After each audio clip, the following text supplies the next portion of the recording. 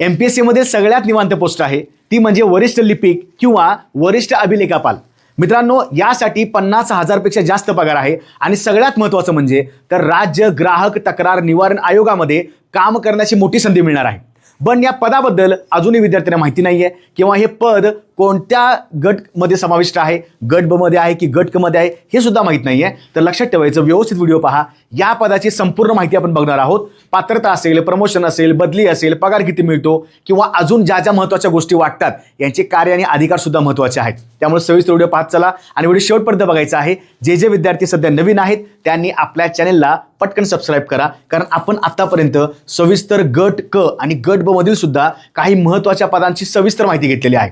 त्याचबरोबर मित्रांनो लक्षात ठेवायचं की विजयपथ नावाची बॅच आपली लॉन्च झालेली आहे.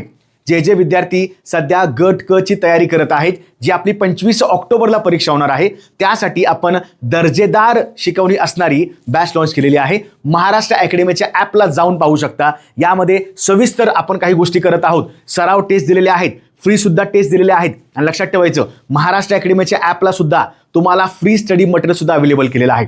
दररोज यूट्यूबला आपण 3 ते 4 तास फ्री लेक्चर घेत असतो. त्याचा बिनधास्त फायदा करून घ्या.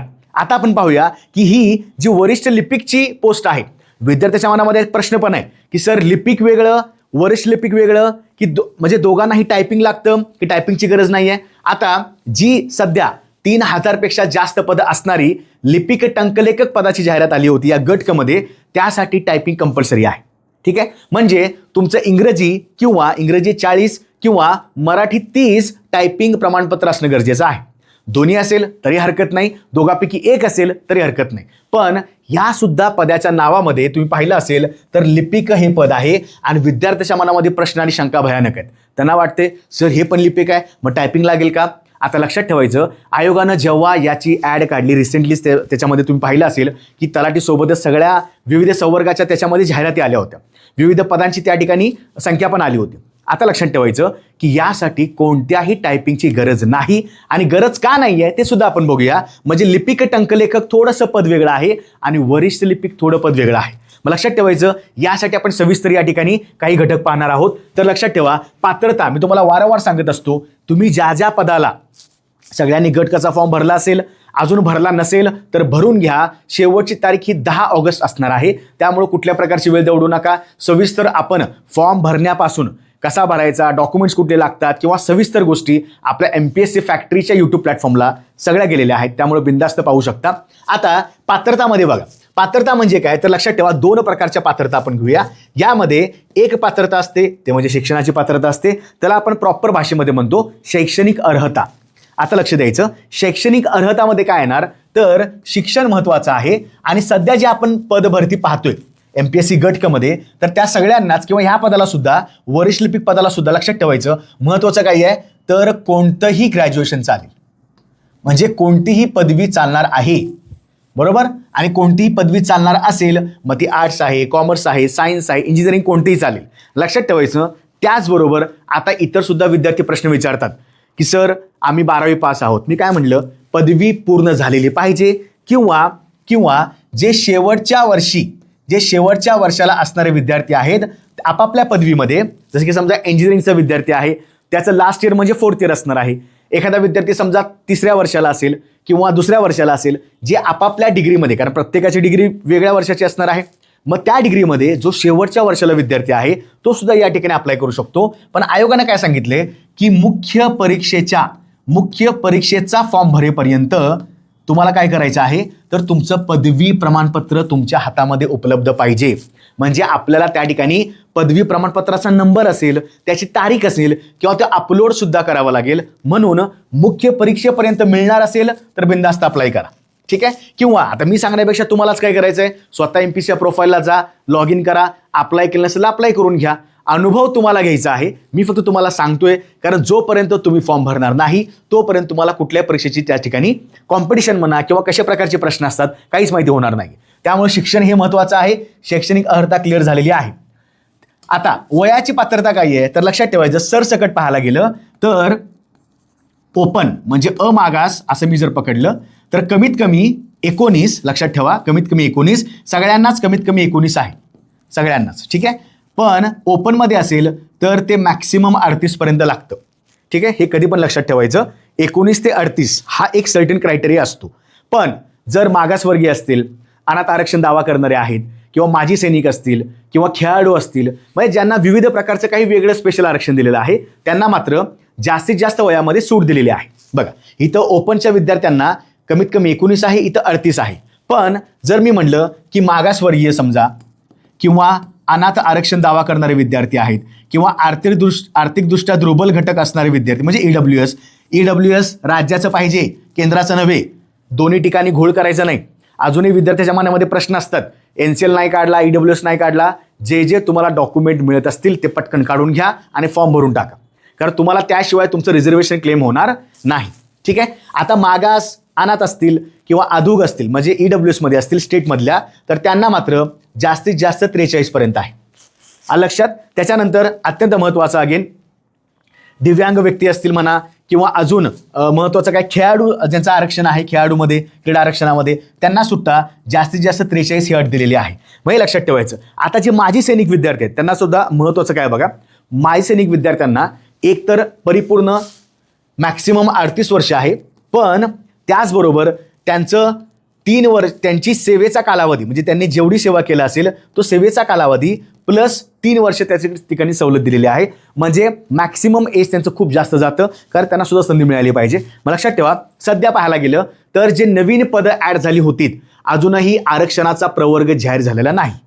तुम्ही तलाठी घ्या, तुम्ही सहाय्यक अधीक्षक घ्या, वरिष्ठ लिपिक घ्या, किंवा ज्या अजून त्याच्यामध्ये जागा ॲड झाल्या होत्या त्याबद्दल अजूनही आरक्षणाचा कोणताही मुद्दा सांगितलेला नाही. लवकरच आपण प्रतीक्षा करतोय की आरक्षणाचे मुद्दे त्याच्यामध्ये कव्हर व्हावेत, की कारण आरक्षित प्रवर्ग असल्याशिवाय तुम्हाला सुद्धा माहिती आहे की बाबा या प्रवर्गाला एवढ्या जागा असतात, त्याच्यामध्ये पुन्हा OBC आहे, SC आहे, ST आहे, SC BC EWS ज्या कुठल्या असतील. लक्षात ठेवायचं, हे त्याच्यामध्ये कमाल किंवा किमान वयोमर्यादाची अट आहे, हे सुद्धा माहिती पाहिजे. ठीक आहे. त्याच्यानंतर शारीरिक पात्रता, आता लक्षात ठेवायचं, वरिष्ठ लिपिक या पदासाठी कोणतीही शारीरिक पात्रता नाही. फक्त ज्या बघा जी पदं शक्यतो मैदानी किंवा त्याला आपण म्हणतो ना फील्ड वर्क असणारी आहेत, तुम्हाला स्वतःहून ज्या ठिकाणी जाणं भाग आहे एका ग्राउंड लेवलच्या पोस्टला, अशा ठिकाणी तुमचं थोडंसं फिजिकल फिटनेस गरजेचं आहे. मग अशा वेळी मात्र तुमची शारीरिक चाचणी महत्त्वाची असते किंवा पात्रता महत्त्वाची असते. त्याच्यामध्ये उंची असेल किंवा वजन असेल, अशा प्रकारच्या गोष्टी दिल्या जातात. फॉर एक्झाम्पल समजा AMVI नावाचं पद आहे, किंवा त्याच्यामध्ये अजून मला वाटते ह्याचं राज्य उत्पादन शुल्क नावाचं पद आहे बघा, सब इन्स्पेक्टरचं, त्याच्यामध्ये सुद्धा या ठिकाणी शारीरिक पात्रता आहे. इथं कोणतीही शारीरिक पात्रता नाही. त्यामुळे उंची वजन बिजन काही करत बसायचं नाही. ठीक आहे. त्याच्यानंतर ओके, सगळ्यात महत्त्वाचं परीक्षा पद्धत. आता सगळ्यांना माहिती आहे की MPSC गट क मध्ये सविस्तर पाहायला गेलं तर सगळ्या पदांना, कारण MPSC गट क मध्ये जवळपास 10 संवर्ग सध्या आहेत, 9 ते 10 संवर्ग आहेत. 9 ते 10 संवर्गांना सगळीच पूर्वपरीक्षा एक होणार आहे. सगळ्यांना पूर्वपरीक्षा समानच असेल. म्हणजे काय बघा, ती पूर्वपरीक्षा असणार आहे. त्या पूर्वपरीक्षेमध्ये आपल्याला 100 प्रश्न असणार आणि 100 गुण असणार, आणि हे तुम्हाला 60 मिनिटाची वेळ असेल. हे सगळं सेमच आहे, त्यामुळे काही जास्त वेळ घालवायची गरज नाही. 100 प्रश्न आहेत, 100 तुमचे गुण आहेत.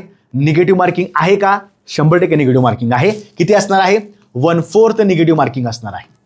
हा झाला पूर्वचा सिलेबस. आणि परीक्षेमध्ये लक्षात ठेवायचं तर महत्त्वाचे विषय कोणते आहेत तर ते सगळ्यांना माहिती पाहिजेत. जवळपास विषय आपण थोडं पुढेच बघूया. आता ही झाली पूर्वपरीक्षा. निगेटिव्ह मार्किंग किती आहे? 1/4. आता मुख्य परीक्षेला सिलेबस काही आहे तर सिलेबस म्हणण्यापेक्षा मुख्य परीक्षा कशी आयोजित केली जाते तर पेपर 2 असतात, म्हणजे पेपर 1 आणि पेपर 2 असे 2 पेपर मुख्यला असणार आहेत. अगेन पेपर 1 मध्ये 100 प्रश्न असतात, मराठीचे 50, इंग्रजीचे 50 आणि एकूण 200 गुण असतात. पुन्हा पेपर 2 ला सुद्धा 100 प्रश्न आहेत. अगेन इतिहास, भूगोल, नागरिकशास्त्र, त्याच्यामध्ये पुन्हा काही कायदे विचारले जातात, गणित बुद्धिमत्ताचा विषय असतो, थोडंसं एक्स्ट्रा, कारण ती मुख्य परीक्षा आहे. ठीक आहे. आता पेपर 2 मध्ये सुद्धा 100 प्रश्न असणार आहेत, जो सामान्य अध्ययनाचा भाग आहे. त्याच्यामध्ये सुद्धा काही 1-2 मुद्दे वेगळे असणार आहेत. त्याला सुद्धा 100 प्रश्न आहेत आणि 200 गुण आहेत. म्हणजे लक्षात ठेवायचं, तुमचा जो फायनल कट ऑफ लागणार या पोस्टसाठी, प्रत्येक पोस्टला वेगवेगळा मुख्यचा कट ऑफ लागणार. म्हणजे तुम्ही जर वरिष्ठ लिपिकला प्रेफरन्स दिला असेल त्यात तुम्हाला वेगळा कट ऑफ लागणार, लिपिकला दिला असेल त्याचा वेगळा मुख्यचा लागेल. पूर्व परीक्षांना सगळ्यांनाच कट ऑफ एकच लागणार, कारण सध्या काय झालेलं आहे, 1 एक्झाम 1 कट ऑफ. त्यामुळं अजिबात टेन्शन घ्यायचं नाही. जागा खूप जास्त असल्यामुळं थोडासा कट ऑफ खाली येऊ शकतो. ठीक आहे. 400 गुण आहेत, 2 पेपर आहेत, पण या पेपर 1 साठी सुद्धा 1 तास आहे आणि पेपर 2 साठी सुद्धा 1 तास दिलेला आहे. अलग लक्षात, हे सुद्धा महत्त्वाचं लक्षात ठेवायचं. आणि बऱ्याचशा विद्यार्थ्यांना अजूनही मनामध्ये घोळ आहे की सर पूर्व परीक्षेला समजा स्कोअर कमी झाला तर आपलं सिलेक्शन, समजा स्कोअर त्यांना पूर्वपरीक्षा पास झालेले आहेत, कट ऑफपेक्षा थोडेसे मार्क जास्त असतील तर मुख्यला काय प्रॉब्लेम होणार का? काही प्रॉब्लेम होत नाही. 100पैकी 99 जरी पडले आणि 100पैकी कट ऑफपेक्षा 0.25 जरी एक्स्ट्रा पडले तरीही काही गोंधळ करायचा नाही. दोन्ही व्यक्ती मुख्य परीक्षेला पात्र होतात. दोघांचा स्कोअर कुठंच मेरिटला पकडत नाहीत. मुख्य परीक्षेला म्हणजेच काय, तुम्हाला 400 गुणापैकी जेवढे गुण मिळणार आहेत तेच तुम्हाला फायनल मेरिटला धरणार आहेत. पूर्व परीक्षा ही फक्त चाळणीसारखी असणार आहे. तुम्हाला पेपर द्यावा लागेल, ऑफलाईन स्वरूपात पेपर असेल. OMR शीटवर तुम्हाला गोल करायचे आहे. तुम्हाला व्यवस्थित समजून सांगेन, लवकरच मार्केटला सुद्धा आपली पुस्तकं येत आहेत. OMR शीट सुद्धा आपण त्याच्यामध्ये आणत आहोत की विद्यार्थ्यांना आतापासून सराव व्हावा. ठीक आहे, सो हे क्लिअर झालं. निगेटिव्ह मार्किंग आहे, पूर्व असणार आहे, मुख्य असणार आहे. म्हणजे परीक्षेच्या 2 टप्पे असणार आहेत. पूर्वला जे सिलेक्ट होतील, पूर्व परीक्षा पास करून त्यांना मुख्यला बोलवलं जाईल. तुम्हाला मुख्यचा पुन्हा वेगळा फॉर्म भरायचा आहे. बरं, मुलाखत आहे का? मुलाखत याला अजिबात नाही. त्यामुळं पहिला डोक्यातनं क्लिअर करा की गट ब, बघा गट अ म्हणजे राज्यसेवेचे सगळे संवर्ग झाले. गट मध्ये पुन्हा गट अ आणि गट ब राजपत्रित, जे राज्यसेवेतनं पोस्ट किंवा वनसेवेतनं पोस्ट भरल्या जातात त्या सगळ्यांना मुलाखती आहेत. आलं लक्षात? गट ब अ राजपत्रित यामध्ये फक्त सध्या PSI पदासाठी मुलाखत होती, ती सुद्धा कदाचित पुढच्या वर्षी कॅन्सल किंवा रद्द केली जाईल. म्हणजेच काय, गट ब आणि गट क मधील अराजपत्रित कोणत्याही पदांना मुलाखत ठेवलेली नाही. मग पहिला डोक्यात हे फिक्स करा, या पदाला कोणती मुलाखत नाही आहे. लक्षात ठेवायचं, हे आपल्या सिरीजमधलं जवळपास 5वं ते 6वं पद आहे. यापूर्वी सुद्धा आपण बऱ्याचशा पदांचा अभ्यास केला होता. मग ते सहाय्यक अधीक्षक असेल, मग ते उद्योग निरीक्षक असेल. लवकरच आपण अजून काही पदांचा अभ्यास करणार आहोत, कारण पदांची माहिती असल्याशिवाय, बघा एक गोष्ट लक्षात ठेवायची की जेव्हा तुम्ही खरंच अभ्यास करत असता, ठीक आहे, तुम्ही आता या पदासाठी अभ्यास करत असता मित्रांनो, गट क सगळ्यांना असं वाटतं ना की अरे गट क आहे, गट क मध्ये काय त्याला किंमतच नाही आहे. लक्षात ठेवा, गट क मध्ये सुद्धा काही पदांना 70 हजार पेमेंट मिळतं, 65,000च्या वरती पेमेंट मिळतं. कारण स्केल त्याचं S13 S14 स्केल आहे. म्हणजे आगामी काळामध्ये जागा वाढ होतीलच, तुमच्या मी समोर काही गोष्टी आणेनच. पण मनामध्ये अशी एक शंका असते की यार काय गट कचं स्केल आहे, काय होणार आहे. शेवटी लक्षात ठेवायचं, आपल्या कुवतीनुसार जसा आपण अभ्यास करत असतो तर तुम्हाला चांगलं पद मिळेल. तुम्हाला अजून पगार पाहिजे असेल तर राज्यसेवेची तयारी करा, वनसेवेची तयारी करा, अभियांत्रिकी सेवेची तयारी करा, ते तुमच्या हातामध्ये. पण जो सध्या सिलेबस नॉर्मल पाहिला, कारण 2च परीक्षा पद्धती आहेत. राज्यसेवेला काय असतं, पूर्व परीक्षा वेगळी, मुख्य परीक्षा वेगळी. बरं, मुख्य आता रायटिंग स्वरूपात आहे, तुम्हाला लिहावं लागेल पेपर. इथं आपल्याला गोल करावे लागतात ऑफलाईन स्वरूपात. मग आता लक्षात ठेवायचं, याची परीक्षा आयोगानं सांगितल्याप्रमाणे ऑफलाईन स्वरूपात होणार आहे. म्हणजे तुम्हाला एका केंद्रावर जावं लागेल, पेपर तुम्हाला असा पेपर मिळणार तुम्हाला ऑफलाईन स्वरूपात, आणि तुम्हाला प्रत्येक प्रश्नाचं उत्तर त्या ठिकाणी गोल करायचं आहे काळ्या पेनानं. लक्षात? ओके. विषय कोणते असणार आहेत तर लक्षात ठेवायचे मित्रांनो, इतिहास आहे, भूगोल आहे, राज्यशास्त्र आहे, त्याच्यानंतर अर्थशास्त्र आहे, त्याच्यानंतर चालू घडामोडी आहे, विज्ञान आहे आणि गणित बुद्धिमत्ता आहे. बघा 1 2 3 4 5 6 आणि 7 8 म्हणजे 7 ते 8 विषय तर महत्वाचे आहेत. आता सध्या पाहायला गेलं, या पदासाठी सुद्धा त्या गट क मध्ये जाहिरातीमध्ये हे पद ऍड झालेलं आहे. हे सुद्धा बऱ्याचशा विद्यार्थ्यांना माहित नाही. सगळं अख्खी जनता त्या एका त्याला आपण काय म्हणतो, लिपिक असेल किंवा तलाठी असेल, त्याच्या माघारी जात आहेत. हरकत नाही, कुठले तरी पोस्ट काढून आपलं मोकळं व्हायचं, पण पदाबद्दल मात्र माहिती तुम्हाला करून घ्यावी लागेल.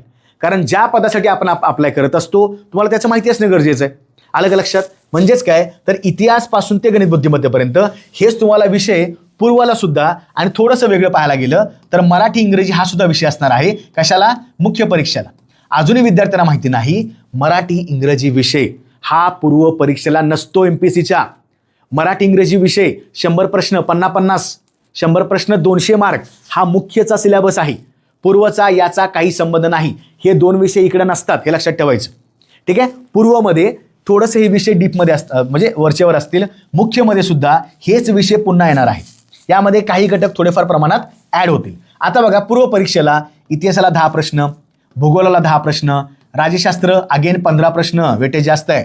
अर्थशास्त्र 15 प्रश्न, चालू घडामोडी 15, विज्ञान पुन्हा 15 आणि गणित बुद्धिमत्ता 20. म्हणजे 1/5 जवळपास. लक्षात ठेवायचं, खूप जास्त महत्वाचं आहे. 20/100 20% टोटल वेटेज पाहायला गेलं अख्ख्या एकट्या विषयाला आहे. म्हणजे जेव्हा मी तुम्हाला सांगेन पूर्व परीक्षा जसं की सल्लग ह्या सलग 3-4 वर्षामध्ये गट कशी पूर्व क्लिअर आहे. ठीक आहे. मुख्यला 5-6 मार्कामध्ये, मागच्या मुख्यला मला वाटते 400 पैकी मला 140 मार्क होते, 280 मार्क होते, 400 पैकी 280 मार्क होते. ठीक आहे. कट ऑफ थोडा, कारण जागा शेवटी कमी होत्या, उद्योग निरीक्षक फक्त पदाला मी अप्लाय करत होतो. आता लक्षात ठेवायचं, अगेन ही जी तुमचे विषय आहेत, तुम्हाला या सविस्तर विषयांचा अभ्यास करावा लागेल. आणि या विषयासाठी आपलं MPSC गटकसाठी एक परिपूर्ण आपला एक गाईड सुद्धा लवकरच मार्केटला येत आहे. तुम्हाला मी शेवटी सुद्धा सांगेन. लक्षात ठेवायचं. आता माझा एक तुम्हाला असा प्रश्न आहे की जेव्हा तुम्ही, ठीक आहे, तुम्ही 6वीची पुस्तकं वाचता, 7वीची वाचता, 8वीची वाचता, ठीक आहे, इतिहास वाचलं, भूगोल वाचलं, सगळ्या विषयांचं सगळं वाचावं लागेल. सध्या आपल्याकडे फक्त 75 दिवस आहेत आपल्या पूर्व परीक्षेला. तुम्हीच मला सांगा, सगळे जर आपण पुस्तकं वाचत बसलो तर पुन्हा रिव्हिजन करावे लागेल, रिव्हिजनला पुन्हा वेळ द्यावा लागेल, मग टेस्ट सोडवणार कधी? याचा अर्थ काय आहे, सध्या आपलं एक वन स्टॉप सोल्युशन एकदम जबरदस्त पुस्तक येणार आहे लवकरच. तुम्हाला त्यावर अपडेट सुद्धा दिली जाईल, ज्यामध्ये ज्या क्रमिक पुस्तकं जे आपण वाचतो तोच बऱ्यापैकी कंटेंट चांगल्या दर्जाचा MPSC लेवलनुसार. कारण लक्षात ठेवायचं महत्त्वाचं काय आहे, काय वाचायचं आणि काय वाचायचं नाही हे तेवढंच महत्त्वाचं आहे. विद्यार्थी काय करतात, चला मान्य आहे ते बेसिक करावंच लागेल, पण जर सगळ्या एका पुस्तकामध्ये ते जर सगळं कव्हर केलं असेल तर तुम्हाला पुस्तकं परत बेसिक वाचायची गरज काय आहे? तुमचा वेळ वाचणार आहे. कारण आता पाहायला गेलं, आता आपल्याकडे काय 6-7 महिने शिल्लक नाही आहेत. आता आपल्याकडे फक्त 2.5 महिन्यांचा आपल्याकडे सध्या प्लॅन पाहिजे. अलग लक्षात. मग हे तुम्हाला विषय कव्हर करायचे आहेत. टोटल हे बघा 100 प्रश्न झालेले आहेत, असे प्रत्येकाचे लक्षात ठेवायचे. 15 चोक 60, हे 20 80 आणि हे 20 100. क्लिअर. विषय 2 प्रकारचे हे असतात, पूर्व आणि मुख्य. त्यानंतर पगार, हे तर सगळ्यात महत्त्वाचं आहे सर. हे तुम्ही सुरुवातीला सांगायला पाहिजे होते, आमचा वेळ घालवला. पण विषयाबद्दल माहिती असणं, त्या पदाबद्दल सुद्धा इतर माहिती असणं गरजेचं आहे. आता लक्षात ठेवायचं, या पगारामध्ये सध्या पाहायला गेलं तर वरिष्ठ लिपिकला S8 स्केल आहे. ठीक आहे. आता MPSCनं ची जाहिरात त्याच्यामध्ये टाकलेली आहे. MPSCनं काय केले, त्या वरिष्ठ लिपिकलाच ऑब्लिक वरिष्ठ अभिलेखापाल केलेला आहे. पुन्हा अभिलेखापाल गट क असं केलेलं आहे. तुम्हाला मी शेवटी दाखवेन सुद्धा, काही प्रॉब्लेम नाही. आता मला सांगा, वरिष्ठ लिपिक हे जे पद आहे याला S8 स्केल आहे. आणि S8 स्केलचा आपण जर बँड पाहिला तर तो 25,500 ते 81,100 इतका असतो. म्हणजे तुम्हाला डिरेक्टली 81,000 मिळणार का? नाही. लक्षात ठेवायचं, हा तुमचा बेसिक, म्हणजे हा तुमचा ग्रेड पे वेगळा, बेसिक पे वेगळा. लक्षात ठेवा, हे वेगवेगळे तुम्हाला जेव्हा तुम्ही सरकारी याच्यामध्ये सिलेक्ट व्हाल तुम्हाला समजेल ग्रेड पे किती आहे, HRA किती आहे, LA किती आहे, TA किती आहे, अशा भरपूर तुम्हाला अलाउन्सेस मिळतात. म्हणजे बेसिक पे आहे, तुम्हाला त्याच्यामध्ये काही भत्ते मिळणार आहेत. मग तुमचे ट्रॅव्हलिंग असेल, तुमचा रेंटलचा अलाउन्स असेल किंवा अजून कुठला अलाउन्स असेल, डिअरनेस वगैरे, ज्याला आपण DA म्हणतो, महागाई भत्ता, हे सगळं मिळून तुमच्या हातामध्ये जी इनहँड सॅलरी आहे ती पाहायला गेलं तर जवळपास 45,000 ते 50,000च्या आसपास. आता काही लोक म्हणतील सर एवढी सॅलरी कशी काय, हे तर S8 स्केलमध्ये आहे. आता लक्षात ठेवायचं, महत्त्वाचं काही आहे, जरी समजा आता मी तुम्हाला सांगितल्याप्रमाणे शक्यतो तुमची पोस्टिंग ही मुंबईला सुरुवातीला असेल, शक्यतो मुंबईलाच असणार आहे मॅक्सिमम. आता मुंबई क्षेत्रामध्ये तुमचा राहण्याचा जो अलाउन्स आहे तो बऱ्यापैकी चांगला दर्जाचा, कारण त्याला आपण म्हणतो की सिटीचा दर्जा वेगळा असतो. ते जर समजा एखादी वेगळी पोस्ट असेल, ग्रामीणला तुमचं पोस्टिंग असेल, थोडं तुम्हाला रेंटल कमी मिळणार आहे. म्हणजे हे पण लक्षात ठेवा की HRA त्याला म्हणतो आपण, वेगळ्या प्रकारे तुम्हाला पोस्टिंगनुसार मिळत असतो. सो इन हँड सॅलरी पाहायला गेलं तर ती 45-50च्या आसपास येऊ शकते. ठीक आहे. इन हँड म्हणण्यापेक्षा मी असं म्हणतो, ग्रॉस सॅलरी 50 पकडा आणि इन हँड सॅलरी तुम्ही 45 किंवा 42च्या आसपास पकडा, कारण त्याच्यामध्ये पुन्हा कटिंग आपले भरपूर होणार आहे. ठीक आहे. पेन्शन आहे का? येस. आता जे विद्यार्थी जे आपली नवीन पेन्शन योजना बघा, एक असायची OPS ओल्ड पेन्शन स्कीम आणि एक असायची NPS न्यू पेन्शन स्कीम. आता ज्या विद्यार्थी वयाच्या कमी वयामध्ये, वयाच्या 22-23 वर्षामध्ये किंवा रिटायरमेंटपर्यंत ज्यांचं वय बऱ्यापैकी सर्व्हिस चांगली ज्यांनी केली असेल त्यांना त्या पेन्शन योजनेचा लाभ होणार आहे. जो तुमचा शेवटचा पगार असेल, जो तुमचा शेवटचा रिटायरमेंटचा पगार असेल, तुम्हाला त्याच्या 50%च्या आसपास तुम्हाला जवळपास पेन्शन मिळणार आहे. ज्यांनी त्या पेन्शनच्या अटी पूर्ण केल्या असतील तर. हे लक्षात ठेवायचं, मधनच VRS घेतली, 5 वर्ष काम केलं, 3 वर्ष काम केलं, रिझाईन केलं, असं अजिबात नाही. पेन्शनसाठी त्यांचा क्रायटेरिया वेगळा असतो, त्या डिपार्टमेंटचे काही नियम आणि अटी शर्ती वेगळ्या असतात. मग लक्षात ठेवायचं, पेन्शन आहे लागू, येस, हे लक्षात ठेवा. प्रमोशन सगळ्यात महत्त्वाचा पॉईंट, कारण शेवटी प्रत्येकाला एका ठिकाणी राहायला आवडत नाही. कुठं ना कुठेतरी असं वाटतं माझं प्रमोशन झालं पाहिजे, मला 7 वर्ष झालेली आहेत, मला 10 वर्ष झालेली आहेत. मग लक्षात ठेवायचं, यासुद्धा पदाला प्रमोशन असणार आहे. आणि प्रमोशन म्हणलं की तुमच्या डोक्यात आलं पाहिजे की या पदाचं सध्याचं नाव काय मला सांगा. या पदाला आपण म्हणतो बघा आयोगानं जे तुम्हाला नोटिफिकेशनमध्ये सांगितलं होतं त्यासाठी वरिष्ठ लिपिक असा त्यांनी दर्जा दिला होता. ठीक आहे, ओके. थोडंसं मी मागे जाऊन तुम्हाला सांगतो.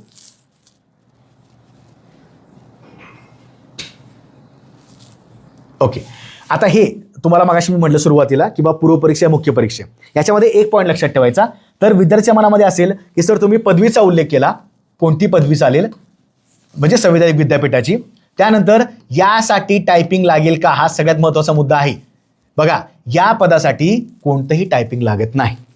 आता हे पहिल्या डोक्यात फिक्स करा. लक्षात ठेवायचं, लिपिक पद वेगळं आणि वरिष्ठ लिपिक पद वेगळं. इथं घोळ करू नका. वरिष्ठ लिपिक किंवा ज्याला आयोगानं अजून एक सांगितलेलं आहे वरिष्ठ अभिलेखापाल, लिपिकचं स्केल असतं ते S6 स्केल आहे आणि याचं स्केल आहे ते S8 स्केल आहे.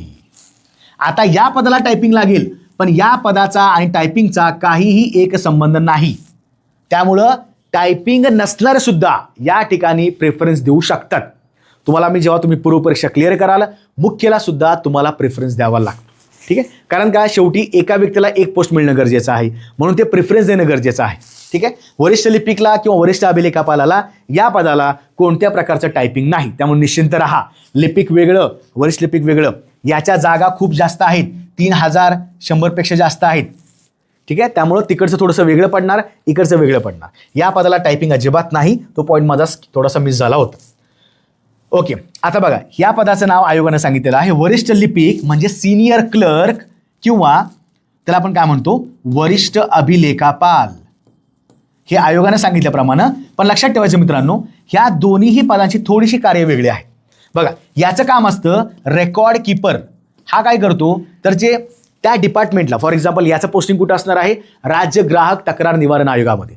मग त्याच्यामध्ये काहीतरी महत्त्वाचे दस्तऐवज असतील, काही पुस्तिका असतील, काही महत्त्वाच्या नोंदवही असतील, तर त्याचं जे काही रेकॉर्ड्स असतात, ठीक आहे, कुठल्याही रेकॉर्ड्स असतील, रेकॉर्ड चांगलं ठेवण्याचं काम कोणाचं असतं तर वरिष्ठ अभिलेखापालाचं असतं. थोडंसं याचं काम वेगळं. हा लिपिक दर्जाचा व्यक्ती आहे, हा थोडासा लेखा ज्याला आपण म्हणतो ना अकाउंट्स टाईप, तर इकडे थोडंसं वेगळं जाणार आहे. ठीक आहे, याला म्हणायचं सिनियर रेकॉर्ड कीपर. क्लिअर. आता या पदापासून वरती लक्षात ठेवा, अत्यंत महत्त्वाचं आहे ते म्हणजे त्याची पोस्टिंग असते हेड क्लर्क. पदापासून पुढे पाहू शकता, हे हेड क्लर्क नावाचं पद आहे. जवळपास बघा, जेव्हा तुम्ही कोणत्याही परीक्षेचा अभ्यास करत असता तेव्हा लक्षात ठेवायचं की कुठलंही पद असेल त्याचं प्रमोशन 2 प्रकारे होत असतात. एक डिपार्टमेंटल, तुम्ही परीक्षेत 2 वरती जाऊ शकता, किंवा तुम्ही नॉर्मली तुमचं जर एका सर्टेन एज, तुमचं जर एक सर्टेन वय झालं असेल पूर्ण त्या सेवेमध्ये, तर सुद्धा तुम्हाला प्रमोशन मिळू शकतं. मग जनरली 5 ते 6 वर्षानंतर डिपार्टमेंटल परीक्षेद्वारे तुम्ही पात्र होता. मग त्याच्यानंतर लक्षात ठेवायचं वरिष्ठ लिपिकचं पुढचं पद आहे हेड क्लर्क, आणि त्याच्यानंतर लक्षात ठेवा हे S10च्या आसपास केलं याला. पण सहाय्यक अधीक्षक नावाचं जे पद आहे बघा, मग लास्ट लेक्चर सुद्धा मी याच्यावर बोललो होतो की सहाय्यक अधीक्षक पदाला S13 स्केल असणार आहे. जवळपास पाहायला गेलं तर 58 ते 60 हजार सॅलरी मिळते त्या पदाला. मग इथे लक्षात ठेवू शकता हे S13 स्केल आहे. आणि त्यानंतर याच्यावरती जे पद आहे ते शिरस्तेदार म्हणून पद आहे. नॉर्मल भाषेत लक्षात ठेवायचं, त्याला म्हणतो आपण अधीक्षक दर्जाचं पद आहे. म्हणजेच काय तर याला जवळपास S14-15च्या आसपास केलं असणार आहे. मग लक्षात ठेवा की तुम्हाला हे सुद्धा प्रमोशन माहिती असणं गरजेचं आहे की वरिष्ठ लिपिक एनी ग्रॅज्युएशन, कुठलाही व्यक्ती ग्रॅज्युएट झाला असेल तो अप्लाय करू शकतो, पण त्याला कोणत्याही याचं टायपिंगची गरज नाही आहे. मग मनामध्ये आपला भ्रम असतो की बाबा लिपिकामध्ये टायपिंग लागेल का, अजिबात नाही. हे वरिष्ठ लिपिक आहे, याला स्केल सुद्धा चांगला आहे. मग लक्षात ठेवायचं अशा प्रकारे तुम्हाला प्रमोशन भेटणार आहे. आता हे जे तुमचं पद आहे वरिष्ठ लिपिक, हे वेगवेगळ्या तुम्हाला कार्यालयामध्ये मिळणार आहे. असं नाही की फक्त राज्य तक्रार निवारण आयोग आहे. उद्या भविष्यामध्ये समाज कल्याण असेल, त्याच्यानंतर आदिवासी कल्याण असेल, किंवा त्याच्यानंतर तुमचं महिला बाल विकास कल्याण असेल. याचा अर्थ काय आहे की वेगवेगळ्या विभागामध्ये वरिष्ठ लिपिक दर्जाचा अधिकारी असतोच, हे लक्षात ठेवायचं. ठीक आहे, त्यामुळे सध्या मात्र काय केलेलं आहे आयोगानं मात्र जागा काढण्याचा मागचा उद्देश आहे की सध्या हे पद, हे संवर्ग आहे हा पूर्णपणे गटमध्ये समाविष्ट झालेला आहे, हे लक्षात ठेवा. मग भविष्यामध्ये याच्यामध्ये जागा वाढवू शकतात, किंवा हेच पद वेगळ्या विभागामध्ये सुद्धा त्यातल्या सुद्धा जागा येऊ शकतात. लक्षात. आता बदली कशी होते बघा, तर सगळ्यात लक्षात ठेवायचं महत्त्वाचं, सध्या जागा राज्य ग्राहक तक्रार निवारण आयोग मुंबई, ज्याचं मुख्यालय कार्यालय आहे मुंबई, तर यामध्ये या जागा निघलेल्या आहेत. मग असं आपल्याला म्हणता येईल की कदाचित बघा मुंबई तर परमनंट सर्व्हिस त्या ठिकाणी असणार आहे, कारण मुख्यालय त्या ठिकाणीच आहे. पण कधी कधी काही न्यायालयाच्या कामास्तव असेल किंवा लिपिकच्या काही कारणास्तव किंवा ते ऑफिशियल काही याच्यामुळं त्यांना जिल्हा ग्राहक तक्रार मंच असेल, मला लक्षात ठेवायचं, जे आपले विभागीय कार्यालय आहेत, मेन आपले जे विभाग आहेत, नागपूर असेल, अमरावती असेल किंवा छत्रपती संभाजीनगर असेल, कोकण जो आपला मुंबईचा भाग आहे, याचा अर्थ काही आहे, त्या ठिकाणी सुद्धा त्यांची बदली ठेवायचं. प्रादेशिक जी खंडपीठ आहेत, जसं की मी आता उल्लेख केला, तर बऱ्याच वेळा काही न्यायालयाच्या कामामुळं त्यांना सुद्धा या ठिकाणी जावं लागतं. तुम्हाला कार्यामध्ये तुम्हाला जेव्हा मी कार्य समजून सांगेन किंवा यांना कोणते अधिकार प्राप्त आहेत ते तुम्हाला सविस्तर मी सांगेन, त्या तुमच्या लक्षात येईल की यांना थोडंसं या ठिकाणी सुद्धा फिरावं लागतं. त्यानंतर सुट्ट्या, सर्वांना सुट्ट्या माहिती आहेत की बाबा गव्हर्नमेंटच्या सुट्ट्या किती असतात. लक्षात ठेवायचं, आठवड्याच्या 5 सुट्ट्या कंपल्सरी आहेत, कारण डेस्क जॉब आहे, कार्यामधला जॉब आहे, काही तुम्हाला वेगळं करायचं नाही आहे. फील्ड व्हिजिट्स किंवा बाहेर जास्त जाणं होत नाही. शक्यतो फक्त जेव्हा न्यायालयाच्या काही नोंदी येतात किंवा जेव्हा न्यायालयाच्या काही तारखा येतात, समजा ग्राहकाने एखादा कंप्लीट केली असेल तक्रार निवारण आयोगामध्ये, मग अशा तुम्हाला फक्त त्याचा दस्तऐवज वगैरे तुम्हाला या गोष्टीला फक्त जावं लागतं, कधीतरी प्रादेशिक खंडपीठात जावं लागेल. त्याच्यानंतर अर्जित रजा तुम्ही ॲप्लिकेशन करू शकता की बाबा मला ही रजा पाहिजे आहे. 4 दिवस असेल, 6 दिवस असेल, तुम्हाला त्याची कारणंसुद्धा व्यवस्थित द्यावी लागतात. किरकोळ रजा असेल, कॅज्युअल लिव्ह, किरकोळ काही कारण असेल, अचानकपणे उद्भवणारी एखादी इमर्जन्सी असेल, तुम्ही त्यावेळेसुद्धा ही किरकोळ रजा घेऊ शकता. वैद्यकीय रजा, मेडिकल लिव्ह, लक्षात ठेवायचं, बऱ्याच विद्यार्थी आहेत त्यांना मेडिकल लिव्हबद्दल बरेचसे शंका असतात.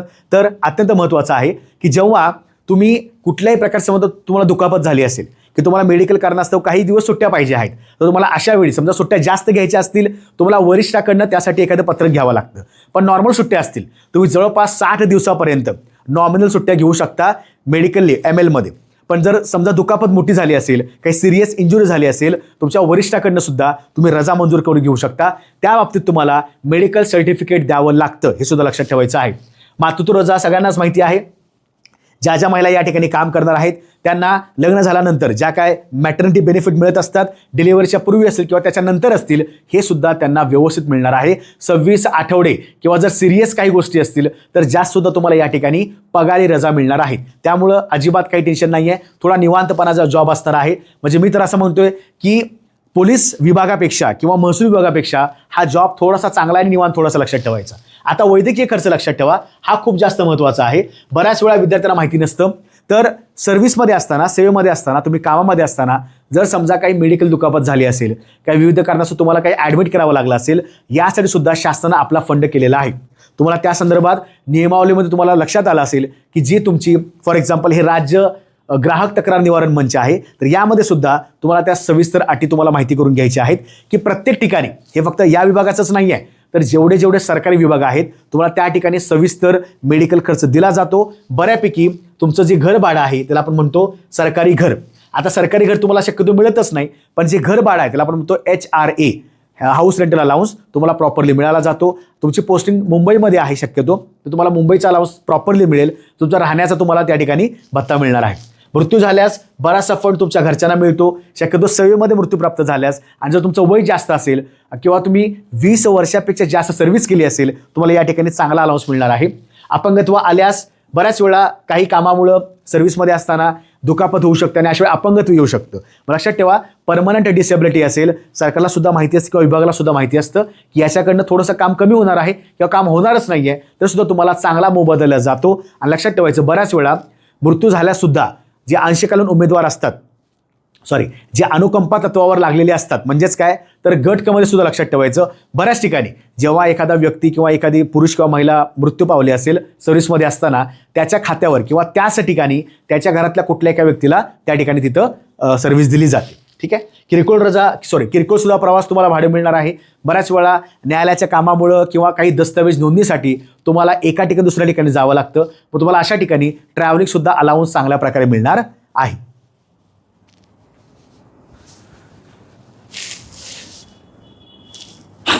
त्यानंतर कामाचं स्वरूप. आता बरेचसे विद्यार्थ्यांना थोडं कामाचं स्वरूप माहिती नसतं, तर लक्षात ठेवायचं, हा ऑफिशियल म्हणजे ऑफिसमध्ये असणारा जॉब आहे. त्यामुळे लक्षात ठेवा, कार्यालयीन नोंदी सुस्थितीत ठेवण्याचं काम त्यांना लक्षात ठेवायचं आहे. न्यायालयाने तारखा नोंद करणं त्यांचं महत्त्वाचं काम आहे. आता बघा, या पदाला ऑब्लिकमध्ये वरिष्ठ अभिलेखापाल सुद्धा असं म्हटलं गेलेलं आहे.